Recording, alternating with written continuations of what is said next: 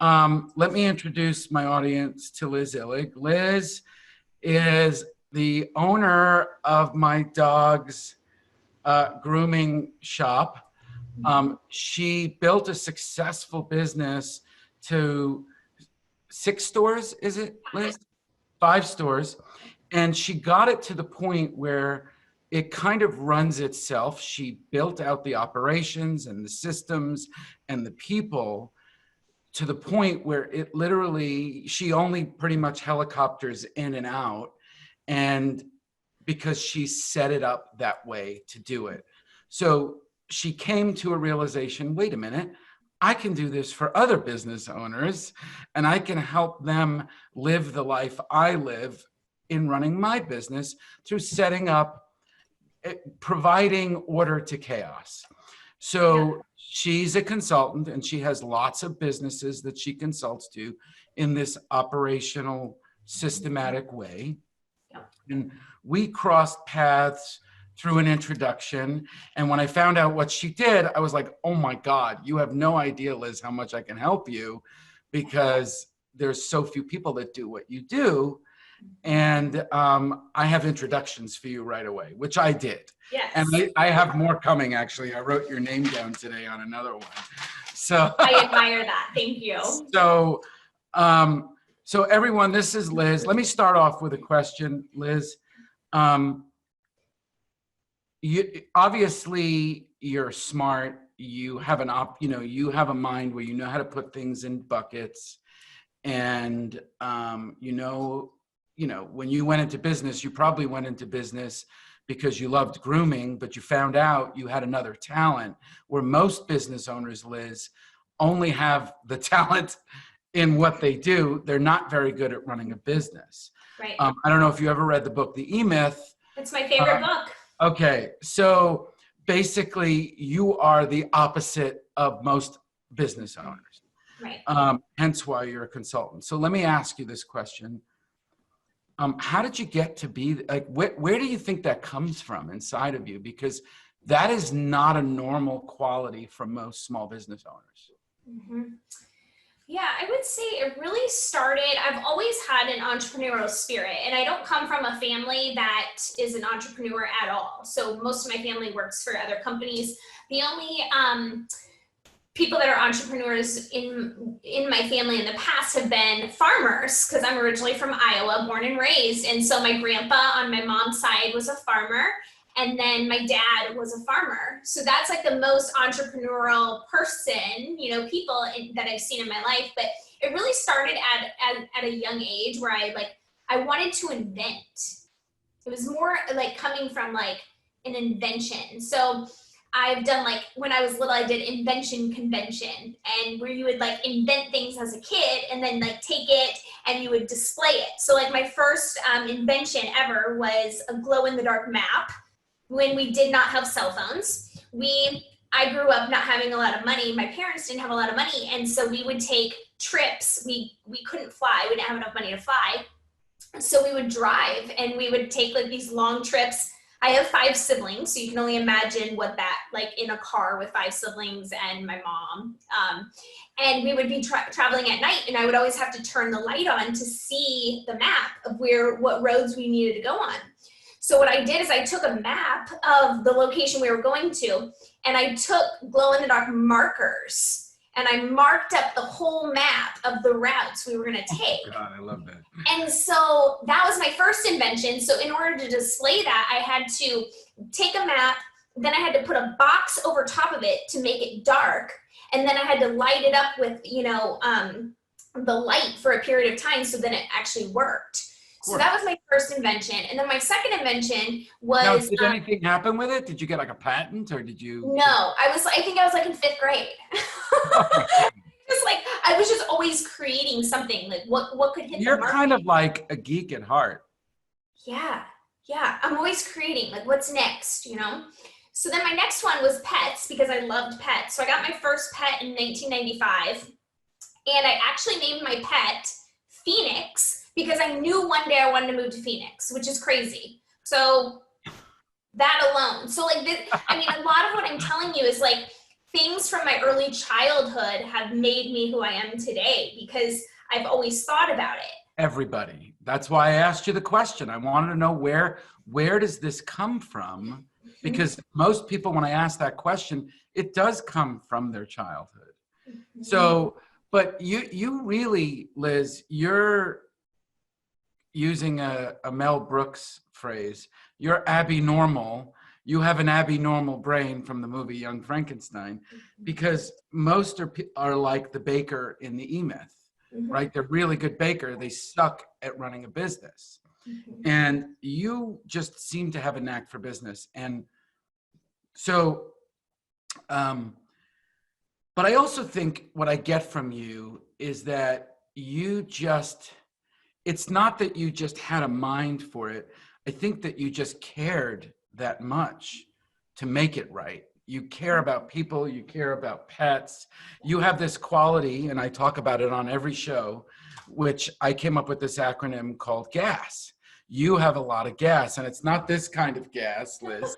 It's an acronym. It stands for give a shit.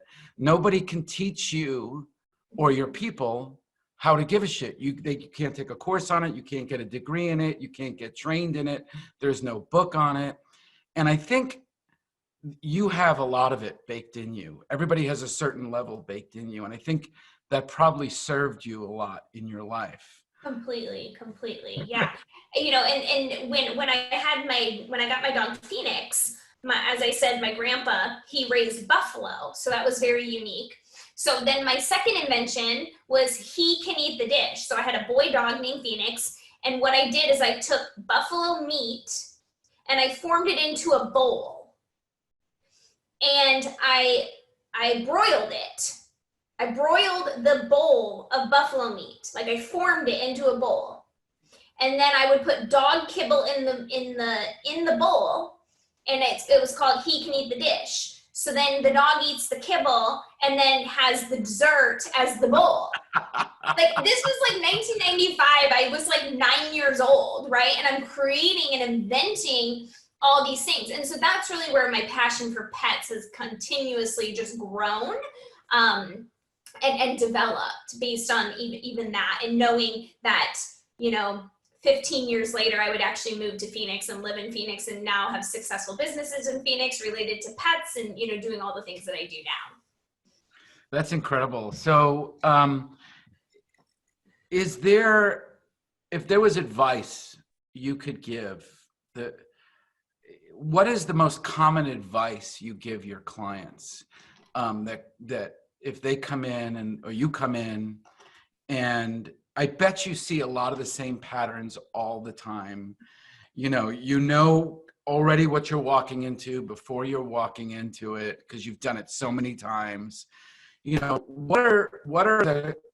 let's start with what are the common patterns you're seeing? And then what are some of the quick fixes somebody can do, not the harder ones? Yeah. So what I see when I go into most business owners is business owners take so much pride in their business, rightfully so, but they won't let go of it in any capacity. I say that all the time. Let go. That's the biggest thing. They want to hold on to it because it gives them purpose and it gives them value. And I totally understand that. It's that was me. But people, once they have an opportunity to let go, they need to then be able to delegate it the correct way and empower people around them to do work and to teach people the correct method. You can't just say, oh, I want you to go do this. You need a step by step. You need to empower other people around you. And I learned this really the hard way. I was so attached to my grooming shop, my first grooming shop on Bethany and 16th Street. Which is where I go, audience. Yes. That's where I take my boy. And that was my first grooming shop. And I was the operation for the first 3 years. I opened and closed that shop every single day. I was the first person everybody saw when they first came in. But as I started growing and having an opportunity to grow, I had a manager at my first storefront. One day, she just looked at me, and in disappointment, she looked at me and she says, "Can you just please give me an opportunity to do this on my own?" And I was taken back. I was kind of offended. I was like, what is she talking about? Like, doesn't she want me to be here and help her and all these things? No, she wanted the space to be able to try to do this on her own without me. So that day I get in the car and I drive home, and I'm literally in so many tears because I felt like I wasn't needed anymore, you know? And that's what most business owners never want to experience, that they're not needed. But what I say to business owners now is, when you get to that point and you break that free, then you do have the opportunity to actually do more for your business than you have ever been able to do, you know, than you were. You have to be in a place where you're stepping outside of your business, working on your business and not in it. And, you know, Which that's is all really, the e-myth stuff. yes. And what you're saying is something I've been saying for a long time. But here's the next question then. A lot of business owners hear this and they know this, but they still can't. So it sounds to me that you have to be their psychologist sometimes, not their business consultant, right? That you have to somehow get in their head and under their skin and help them deal emotionally with letting go. Yeah. And what I do with business owners that really want to step out, but literally just can't disconnect because they're so attached to it, we make a timeline and we say, the next 3 months, here's what you're going to do. In 3 months, you're going to be at this place. And so what my team and I do is we work with people to get them to that 3-month time frame. And they agree to it up front. Yes, yes. But in the meantime, we're building systems and we're creating this atmosphere where they are able to delegate it out. So people have to, you know, get in this mindset that you can actually do more for your business if you're not working in it. So let's talk about some of those systems. Do you bring in technology people if there's some software needed to help them with their business? Yeah. So we do all the research. So if there's like an integration that they need for platform A to work with B, we would then, you know, bring in an integrator. Okay. So I'm taking notes during my show because I have somebody else to introduce you to. Great. So that's what we really do. We look at it from, you know, documenting what the business owner's brain is thinking, because a lot of the time business owners have so much knowledge. We have so much knowledge. And how do you transfer knowledge? You know, a lot of people are like, nobody else can do it like I can. Well, here's the thing. Exactly. That's what they all say. That's what we all say, right? Like we've all been in that, right? But it's really like getting it out of your brain. And that's what my team and I do, is like we get it out into paper, right? Something that's tangible, whether you create a video with it later or you have a Loom video that describes what has to take place. You know, there's just so many, and here's the other thing. People nowadays learn so differently that you have to have information in so many different platforms in order to empower the other people around you. Some people can't read a manual anymore, right? People need to see like 1-minute videos of show me how to do it and then I'll go mirror and do it, right? Like, and so that's really what my team focuses on too, is like everybody learns differently, and there's no problem with that. But as business owners, we need to set the people up that work for us in a capacity where they can learn and absorb the knowledge and be able to do it like the business owner does. That's the key. You know what comes across, what I love, is you're ebullient. You love this. You so love helping people get to a better point in their business. I could like not only see it on your face, I can feel the energy through the screen, you know, and I love that about you, that you just give a shit so much. You have so much gas about it. So that's incredible. So how would people get in touch with you, and how would people know, well, you know, do I have to be at a certain level to get started? Could I be a total mess? Or do I have to get it to a certain level to bring you in? You know, what's the engagement point? Yeah, I work with all types of businesses. We do startups even, you know, people that are unsure, you know, we We look at, we can build business plans for people's visions. You know, we can get it on paper. We do the research. We really do the work that business owners don't want to spend the time doing. And so, you know, we've built businesses from the ground up from a system and technology perspective, or, you know, we'll work with a company that's been in business 15 years and can't grow anymore because they're so stuck, right? There's just so many degrees. So it's really any point. So this is wonderful. Liz, thank you so much. You are a gem. How would people get in touch with you? Yeah, so you can visit my website. It's my name, Liz, L-I-Z. My last name, I as in igloo, L-L-G as in George.com. I do a free discovery call, just kind of chatting, do some strategy with you, even if you just need some help, you know, with, you know, something little, I can bounce things off. I live on Instagram, liz.illig. I do a bunch of videos on Instagram. That's my hub. I do a bunch of live events and so forth, virtual. So that's so cool.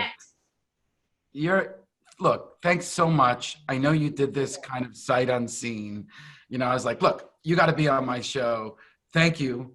I want you to stay on. I'm going to stop the recording button because I want to ask you some questions. So thank you so much, Liz. Remember, everybody, the mission of this organization is the Secret Sauce Society, is that it's good business to make a difference in the lives of those we do business with and seek business from. I do this show not only to help business owners, but to help reveal their passion and their gas to the world. And because we all really want to know, yes, we have issues. We need somebody to come in and help us, but we want to like the people that we're doing business with. We want to feel comfortable. So you, mission accomplished, Liz. You passed with flying colors. Thank you so much. And if anybody has an issue with their business, they're stuck, you don't even know how to get started. I mean, this is a woman who has 5 stores and all she does is helicopter in and out. I go to her original store. I've never seen her face. This is the first time I'm ever seeing her face live, right? So it's the truth. She's not there from when I go there. So good for you, Liz. You're awesome. And thanks again. Thanks for having me.